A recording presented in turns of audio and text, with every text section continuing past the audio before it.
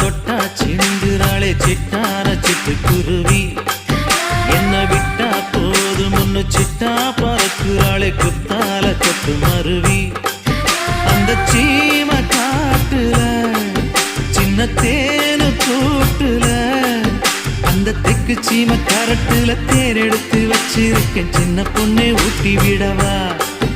உங்க ஆசவார்த்தை சொல்ல கேட்டு ஏமாந்த தேதி எல்லாம் மலை ஏறி தாண்டி போச்சு.